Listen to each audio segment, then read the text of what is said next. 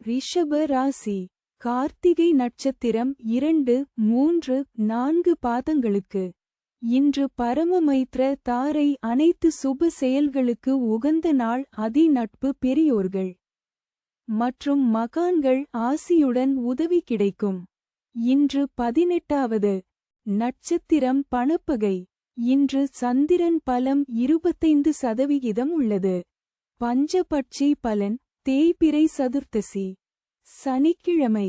அதிகார பட்சி தினம். இன்று ராசியான நாளாகும். இன்று செய்யக்கூடிய காரியங்கள் வெகுகாலம் நிலைத்திருக்கும். காலை 8:24 மணி முதல் 10:48 மணி வரை. சாவு 0 விழுக்காடு. மிக பெரிய தோல்வி.